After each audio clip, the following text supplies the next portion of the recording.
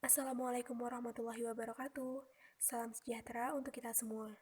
Pada video presentasi kali ini, saya Indah Nurharuni bersama rekan saya Syahril Sulaiman akan menjelaskan mengenai coronavirus SARS-CoV-2 detection using CRISPR diagnostic atau deteksi virus corona menggunakan CRISPR diagnostic.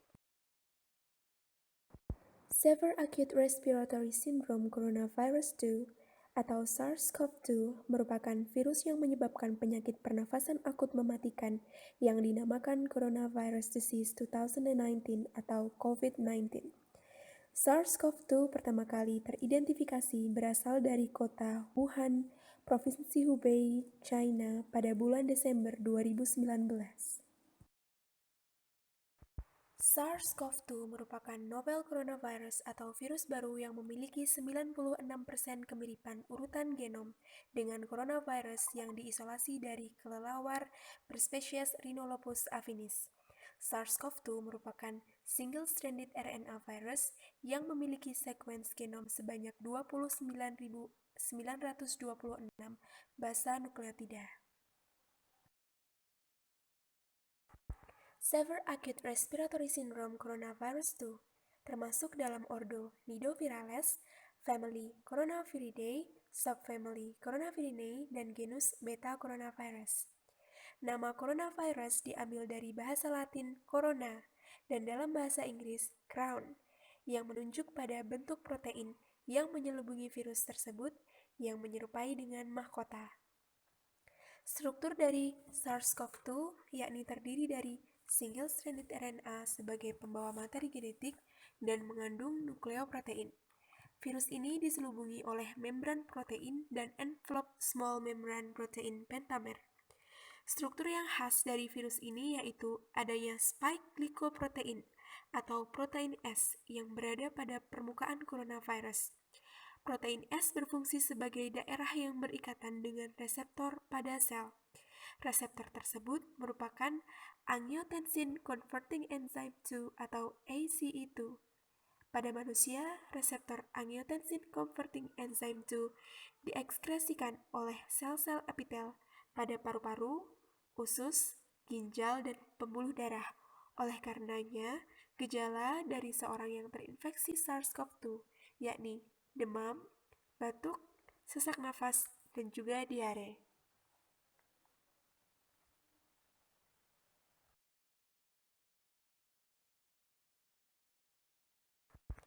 COVID-19 telah ditetapkan oleh Organisasi Kesehatan Dunia atau World Health Organization sebagai pandemik atau wabah yang telah menyebar ke banyak negara dan benua di dunia. COVID-19 diketahui dapat menular dari manusia ke manusia. Penyebaran COVID-19 terjadi secara masif dan cepat. Oleh karena itu, diperlukan alat pendeteksi adanya SARS-CoV-2 pada manusia yang dapat digunakan dengan mudah dan cepat.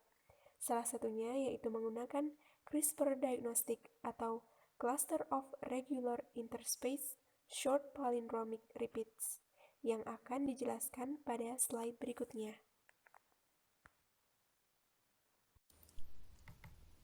Selanjutnya, saya akan menjelaskan mengenai penggunaan CRISPR sebagai kit deteksi virus SARS-CoV-2 penyebab coronavirus disease 19 atau COVID-19. CRISPR merupakan kependekan dari Clusters of Regularly Interspersed Short Palindromic Repeats, yang sederhananya, CRISPR adalah sistem imun bakteri yang dapat memotong area spesifik dari material genetik asing yang masuk ke dalam tubuh bakteri tersebut dengan bantuan protein yang bernama Cas9. Material genetik yang pernah memasuki tubuh bakteri akan diingat oleh CRISPR dalam bentuk sekuens pendek yang bernama guide RNA atau gRNA. Kemampuan CRISPR untuk memotong area spesifik dari material genetik ini telah lama dimanfaatkan oleh para ilmuwan sebagai tools untuk genome editing. Seiring perkembangan ilmu biologi molekuler, ilmuwan berhasil menemukan beberapa jenis protein lain yang dapat berasosiasi dengan CRISPR. Di antaranya adalah protein Cas13 dan juga Cas12. Kedua protein ini memiliki keunikan yaitu adanya aktivitas trans or collateral cutting activity yang dapat dimanfaatkan sebagai kit diagnostik. Sherlock dan Detector merupakan dua inisiator penggunaan CRISPR sebagai kit diagnostik. Sherlock berbasis Cas13 sedangkan Detector berbasis Cas12. gRNA adalah sekuens pendek berukuran 20 basa yang spesifik pada region tertentu dari material genetik yang ingin dipotong. gRNA didesain sedemikian rupa sebagai memori untuk CRISPR. Ketika material genetik asing yang memiliki area komplement dengan gRNA terdeteksi oleh CRISPR, maka terjadi trans or collateral cutting activity, di mana protein Cas13 atau Cas12 akan memotong material genetik tersebut dan memotong molekul lain yang dapat dijadikan sebagai reporter pada kit diagnostik. Ketika molekul reporter tersebut terpotong, maka akan terjadi perubahan warna. Nah, sebagai contoh, ini adalah desain protokol Sherlock atau Specific High Sensitivity Enzymatic Reporter Unlocking. Ketika kita memiliki CRISPR-Cas13 dengan gRNA yang spesifik terhadap gen virus tertentu, maka kita dapat melakukan diagnosa keberadaan material genetik virus tersebut pada suatu sampel. Terlebih dahulu dilakukan ekstraksi asam nukleat dari sampel, kemudian dilakukan recombinase polymerase amplification atau RPA, atau bisa juga menggunakan reverse transcription RPA tergantung jenis asam nukleat sampel yang kita punya. Di mana RPA ini merupakan proses amplifikasi sequence tertentu seperti PCR, tapi dilakukan pada kondisi isotermik atau hanya satu suhu saja. Hal ini dapat terjadi karena bantuan enzim rekombinase, single-stranded DNA binding protein, dan juga strand displacing polymerase yang menyebabkan proses amplifikasi dapat terjadi tanpa permainan suhu seperti thermal cycler-nya PCR. Jika menggunakan reverse transcription RPA, maka perlu dilakukan transkripsi RNA menggunakan T7 RNA polimerase. Pada akhirnya, CRISPR-Cas13 akan dimasukkan ke dalam sampel dan akan mencari region spesifik yang komplement dengan gRNA. Ketika region ini ditemukan oleh CRISPR, maka Cas13 akan memotong area tersebut dan memotong reporter sehingga muncul warna tertentu.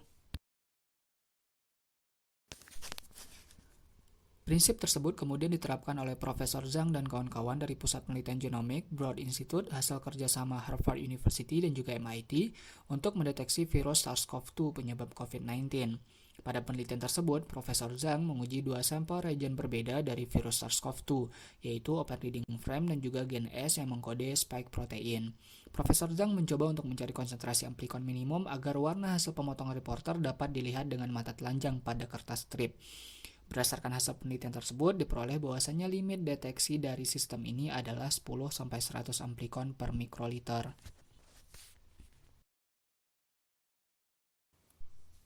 Penelitian yang serupa dilakukan oleh Mammoth Biosciences, sebuah perusahaan bioteknologi berbasis CRISPR di San Francisco, USA.